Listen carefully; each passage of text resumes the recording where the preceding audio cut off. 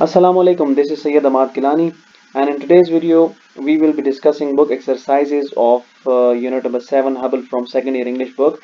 The first exercise we have is vocabulary and grammar. You have two columns in front of you. In column A there are some idioms, and in column B there are meanings of the idioms. So you have to match the column.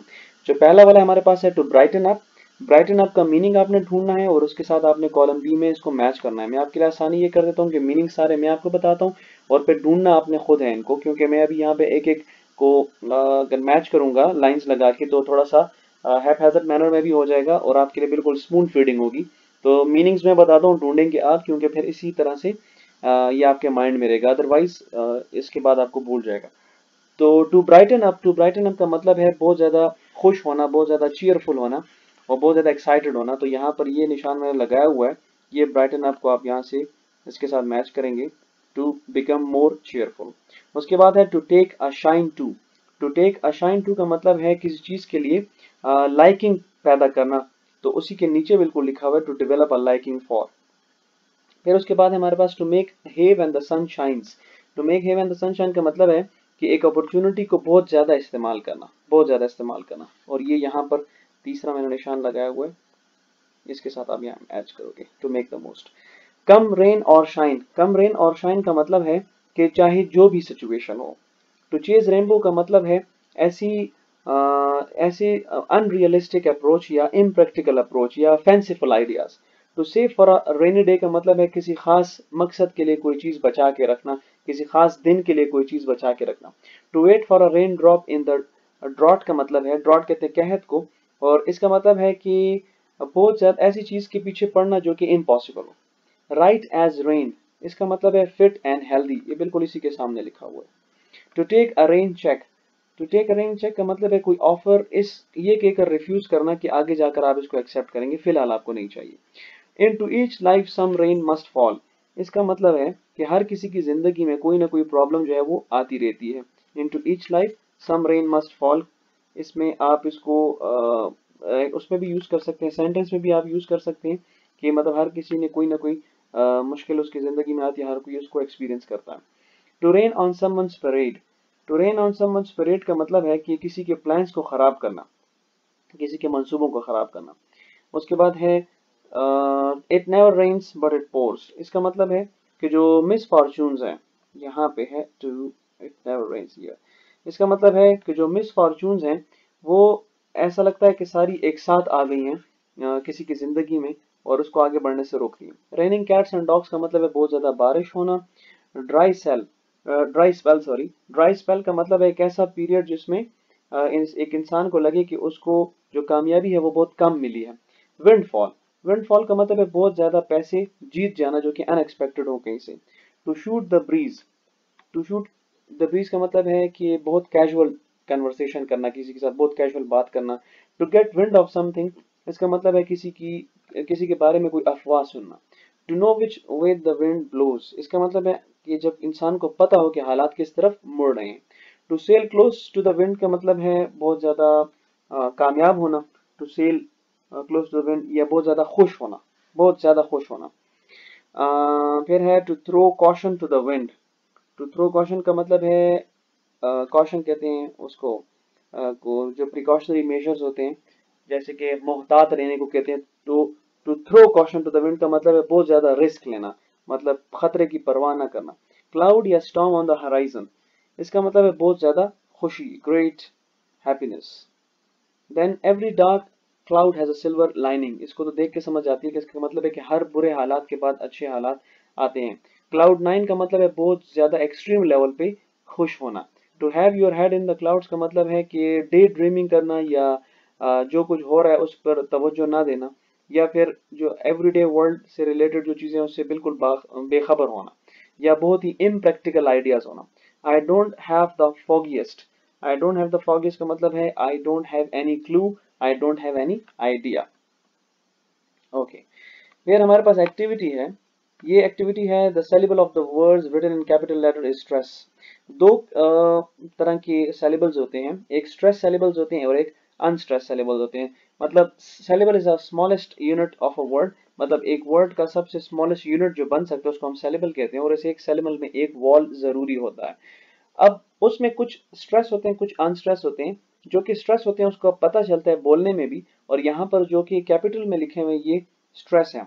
Samples, cotton, purple, rainy, China, मतलब ये जो block लिखे हुए हैं ये stress है, और जो स्मॉल लेटर्स हैं ये अनस्ट्रेस है।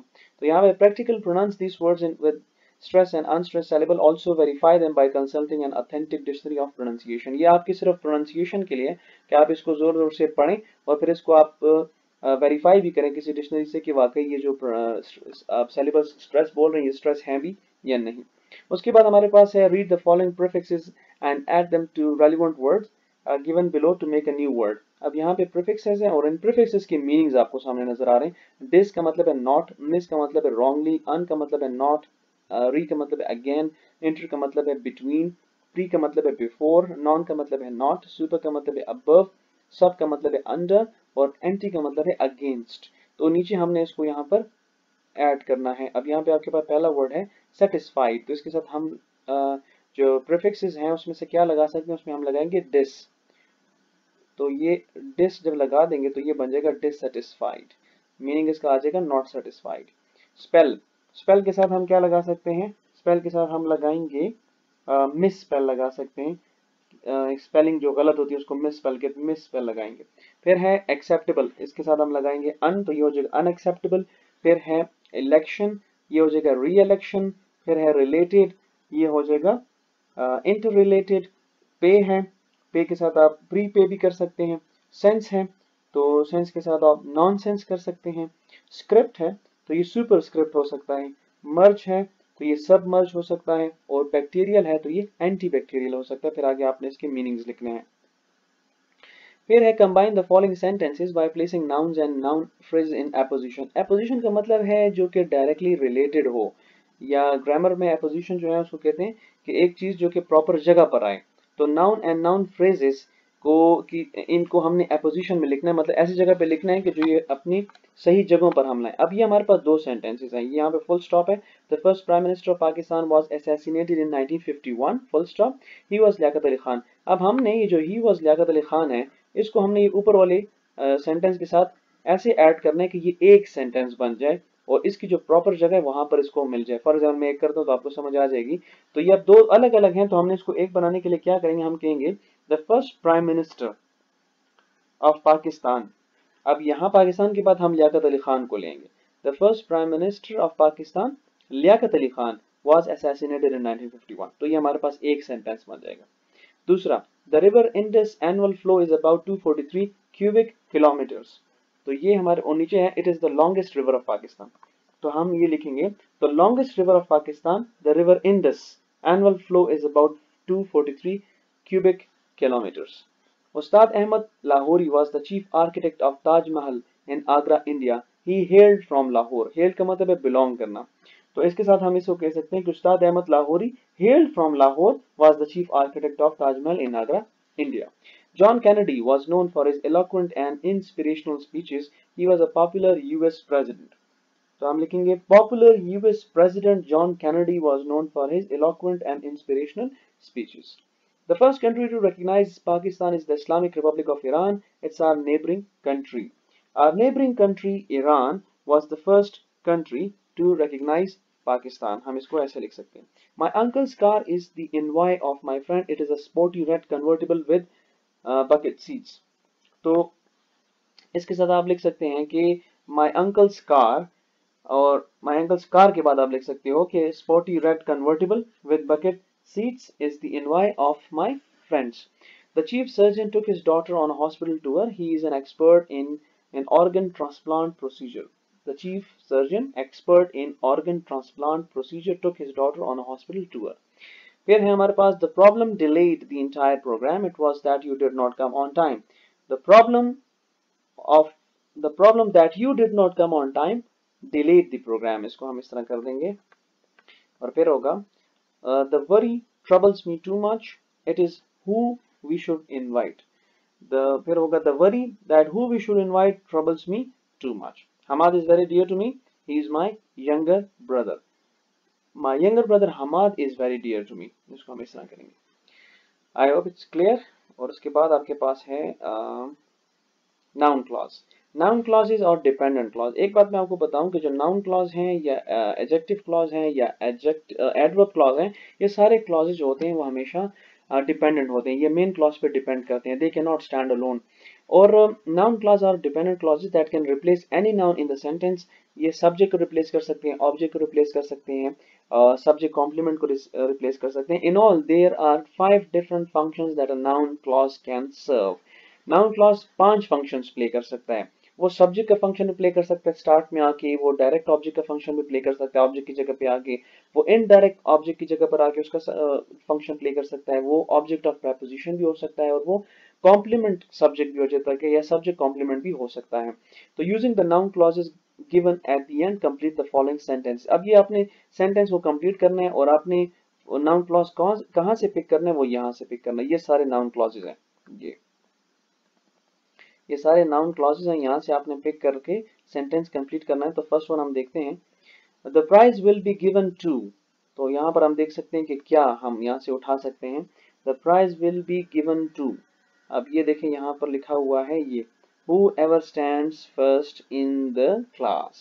तो आप ये वाला उठा के यहाँ पे लिख देंगे, the prize will be given to, यहाँ पे आके आ जाएगा whoever stands first in the class। दूसरा है do you know। अब do you know के आगे हम क्या लगा सकते हैं, do you know के आगे आप यहाँ पे ढूंढें, आपको मिलेगा यहाँ पे लगा ये what time it is, do you know what time it is, हम यहाँ पे लगा सकते हैं।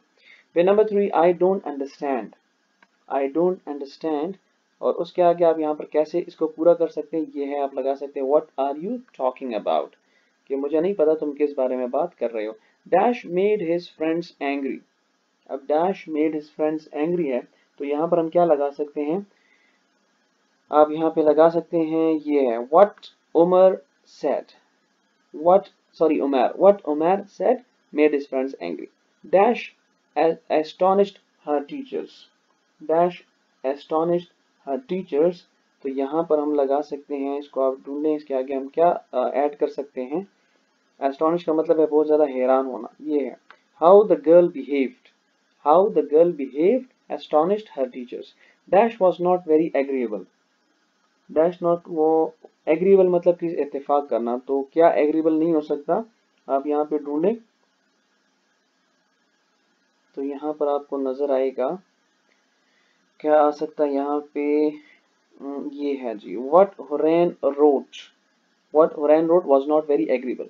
The food inspector checked, food inspector ने क्या चेक किया, उसके साथ हम लगा सकते हैं, आप यहाँ पे फूड का जिक्र जरूर होना चाहिए, ये है जी that the food was hygienically safe, यहाँ पे हम इसको साथ ऐड करेंगे। she did not know, she did not know, कौन सा रहेगी आप हमारे पास, जो अंडरलाइन उनको छोड़ के देखें, ये है जी that you were coming with us, she did not know that you were coming with us। his problem was, his problem was, क्या रह गया हमारे पास, यहाँ से देखिए ये है जी that he could not speak fluently, ये आ सकता है यहाँ पे। अच्छा, Hamad's great achievement at school was, his great achievement ये हो सकती है when he became the proctor, school है ना तो यही अचीवमेंट होगी। फिर है the teacher is not responsible for, teacher is not responsible for, हमारे पास आ जाएगा what the students decided to do, यहाँ पे ये ऐड कर लेंगे इसके साथ। the money will go to, the money will go to, money will go to ये है जी which ever charity you choose, charity की बात हो रही है। it's very disappointing, it's very disappointing, इसके साथ क्या आ सकता है that you failed in the examination, ये आ गया इसके साथ। they are perfectly happy, they are perfectly happy, और यही हमारे पास रह गया where they live now, और आखिर में है Umair runs so fast that he can outrun a cat। So this was all about the book exercises of unit number 7। I hope you have got it. Thank you very much.